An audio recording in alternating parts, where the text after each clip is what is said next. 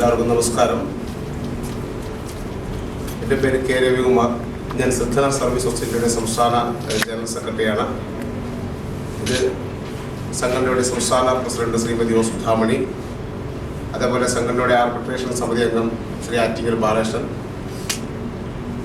ഉപസംരക്ഷണ സമിതിയുടെ കൺവീനർ ശ്രീ അജിമോൻ കുന്നത്തൂർ, അതേപോലെ സംഘടനയുടെ state executive member Shri Attingal Dileep Kumar.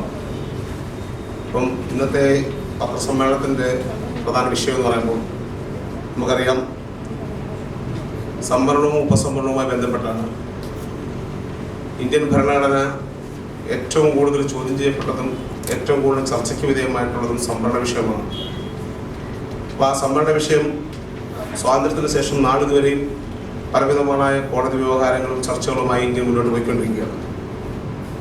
അപ്പോൾ ഇന്നത്തെ ഈ പത്രസമ്മേളനത്തിൻ്റെ ഏറ്റവും കാതലായ വിഷയം എന്ന് പറയുമ്പോൾ 2026 ഓഗസ്റ്റ് മാസം 1-ാം തീയതി സുപ്രീം കോടതി ചരിത്രപരമായ ഒരു വിധി പുറപ്പെടുവിക്കുകയുണ്ടായി.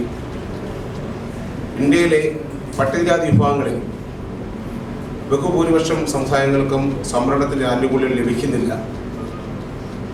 അതുകൊണ്ട് ഉപസംവരണം നടപ്പിലാക്കി പട്ടികജാതിക്കാരുടെ അസമത്വങ്ങൾ അവസാനിപ്പിക്കണമെന്നുള്ള ചരിത്രപരമായ വിധി പുറപ്പെടുവിക്കുകയുണ്ടായി. അപ്പോൾ ആ വിധിയുമായി ബന്ധപ്പെട്ട് സിദ്ധന സർവീസ് സൊസൈറ്റി ഈ വിധി വരുന്നതിന് മുമ്പേ തന്നെ 1952 മുതൽ 57 വരെ നമ്മുടെ സംസ്ഥാനത്ത് ഉപസംവരണം ഉണ്ടായിരുന്നു. അപ്പം 57 നിർത്തലാക്കിയ ഈ ഉപസംവരണം, അതായത് EMS ഗവൺമെൻറ്റാണ് ഈ ഉപസംവരണം നിർത്തലാക്കിയത്.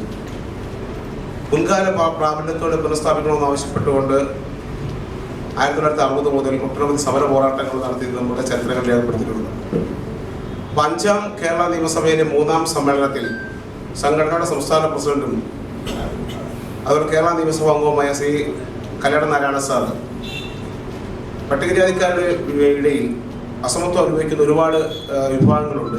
അവർക്കൊക്കെ ജനസംഖ്യാനുപാതികപരമായി സംവരണം ലഭിക്കുന്നതിന് വേണ്ടി ഉപസംവരണം നടപ്പിലാക്കണമെന്നും ഒരു പ്രമേയം അവതരിപ്പിക്കുകയും ആ പ്രമേയം ഏകകണ്ഠമായി പാസ്സാക്കുകയും ചെയ്തത് നമുക്കെല്ലാവർക്കും അറിവുള്ളതാണ്. അപ്പം അതിൻ്റെ അടിസ്ഥാനത്തിൽ സർക്കാർ ബാബു വിജയനാഥ് എന്ന് പറയുന്ന കമ്മീഷനെ നിയമിക്കുകയും ആ കമ്മീഷൻ 1978 മുതൽ 82 വരെ നടന്ന നീണ്ട നാളത്തെ പഠനത്തിന് ശേഷം കമ്മീഷൻ റിപ്പോർട്ട് സർക്കാർ സമർപ്പിക്കുകയുണ്ടായി. എന്നാൽ തുടർന്ന് വന്ന സർക്കാർ രാഷ്ട്രീയ താല്പര്യം കണക്കിലെടുത്തായിരിക്കണം ആ കമ്മീഷൻ പറഞ്ഞിട്ടുള്ള ഒരു കാര്യങ്ങളും നടപ്പിലാക്കിയില്ല. ആ കമ്മീഷൻ വളരെ വ്യക്തമായി ഈ വിഭാഗത്തിൻ്റെ ശോചനീയാവസ്ഥയും ഈ വിഭാഗം നേടിയ നേട്ടങ്ങളെ സംബന്ധിച്ച് വളരെ വിശദമായിട്ടുള്ള റിപ്പോർട്ടാണ് സമർപ്പിച്ചത്. അപ്പോൾ അതുകൊണ്ട് ബാബു വിജയനാഥൻ കമ്മീഷൻ്റെ അടിസ്ഥാനത്തിൽ ഉപസംവരണം നടപ്പിലാക്കുക എന്നുള്ളതാണ് സംഘടന മുന്നോട്ട് വയ്ക്കുന്നൊരു ആവശ്യം. അപ്പോൾ ഇതുമായി ബന്ധപ്പെട്ട് ഈ മാസം 9-ാം തീയതി സെക്രട്ടേറിയറ്റ് പഠിക്കൽ ഒരു സൂചന എന്ന രീതിയിൽ ധർണ സംഘടിപ്പിക്കുകയാണ്. ഈ ധർണാ സമരം ഒരു വൻ വിജയപ്രദമാക്കി തീർക്കുന്നതിന് വേണ്ടി പത്രമാധ്യമങ്ങൾ എല്ലാവരും നല്ല രീതിയിൽ റിപ്പോർട്ട് ചെയ്യണം.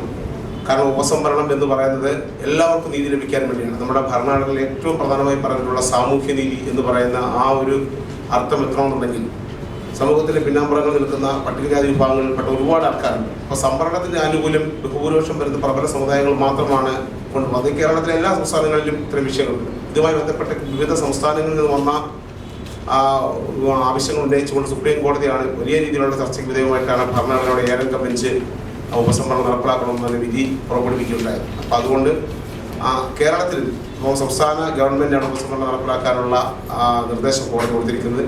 സംസ്ഥാന ഗവൺമെൻറ് എത്രയും പെട്ടെന്ന് കൃത്യമായി ജാതി സെൻസസ് നടപ്പിലാക്കി ഉപസംവരണം കൃത്യമായി നടപ്പിലാക്കണമെന്നാണ് ഞങ്ങളുടെ ആവശ്യം.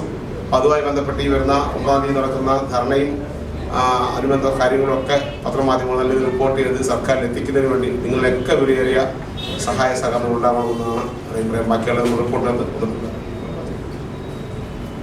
ഓക്കെ.